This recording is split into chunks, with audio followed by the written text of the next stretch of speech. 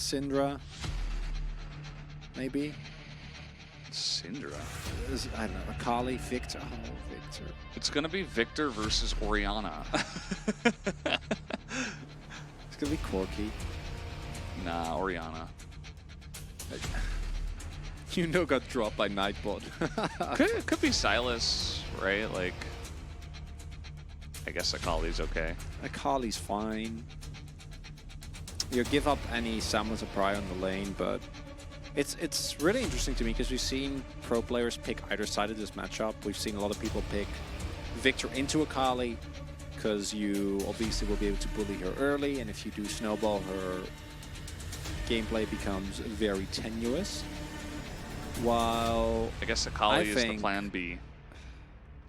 I think that the Akali is quite strong because Akalis have gotten very good at getting through laning phase, being fine. And in challengers, it all comes down to, do you fight better than your opponent? They want to know about the mid lane matchup, Chronicler. Onto the mid lane matchup we go. So I want to know the priority of each lane every 5 minutes of the game. Okay, so top side, it should be early Cassante favored. If you can, we have had people that like... Can't Live Sandbox just win if Lulu has a gun? Yeah, I ask myself the same question every day. Okay, well, plan B is just going to flash. Diablo really just... Okay, he's just going to barrier instead. Notice he didn't quite get slowed as much. I'm not okay with this. Oh, we're doing the Rift Heralds. First blood? Angle? Maybe? No, just smite and run. Oh, nice ult from Spongia says he is really tanky, but is he tanky enough? Nice flash and dash maneuver. As Clear still has Gnar. Clear still has Gnar. He's just waiting for the right moment. Wallop dodged, but yeah, I think that's just a heist. I think he just gets in there, takes the objective, runs away, and nothing happens. Sometimes. Generally, yes. Not always. Spongius gonna find Vinny in the river as Vinny's just gonna spin onto Sponge and not really get too much damage, but Sponge is in a bit of trouble. Doesn't have flash, remember, as the...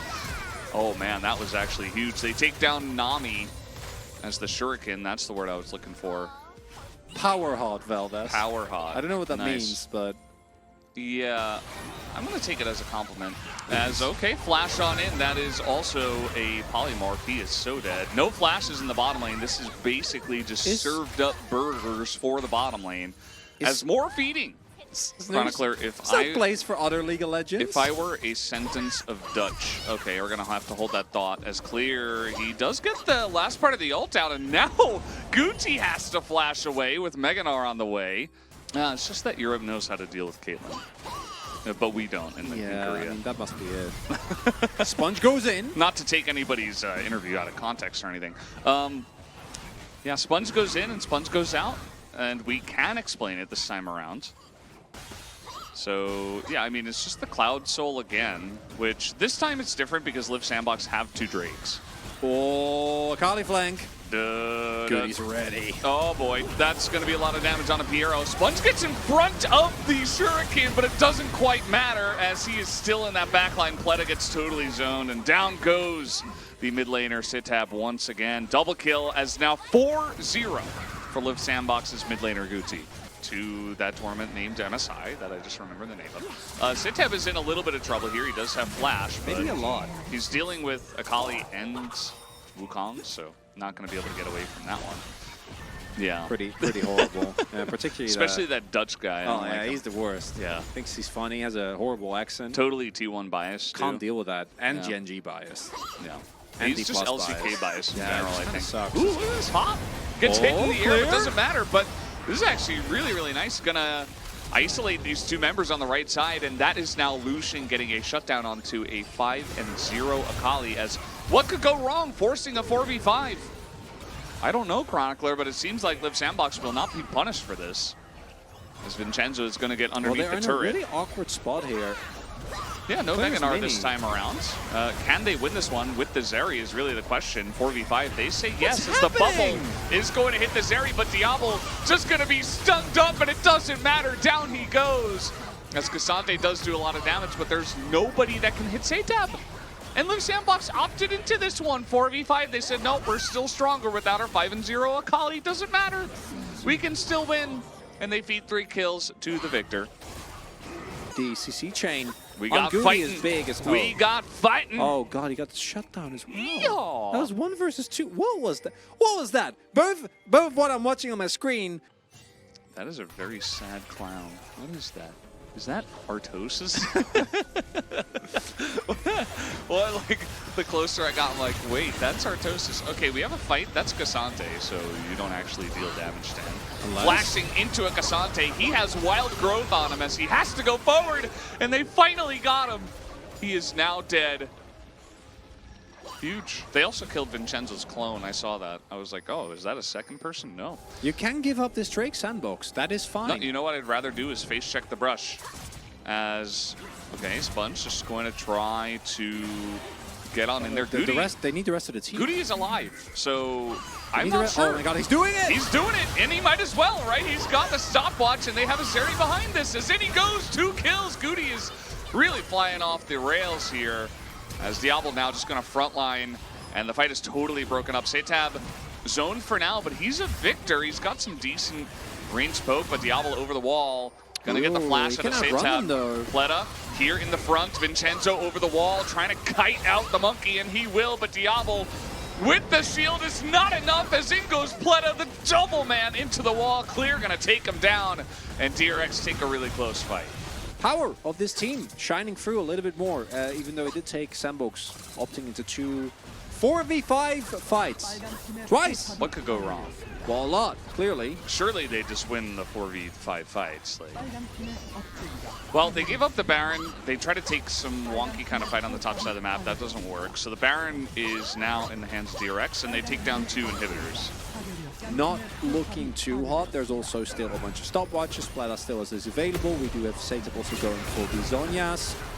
And Sandbox are just going to hard force. They're throwing so much into Diehawk, but they have so much insane damage now that it doesn't matter.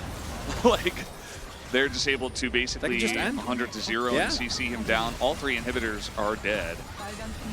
As you see Diablo, he's trying his best. It's pretty much up to him. Oh, Baron Buffer's gone. Can they end? Uti's got an angle on the left side too, so trying to frontline, trying to create something for the Zeri as they get in onto clear. They take out the Mini-Gnar.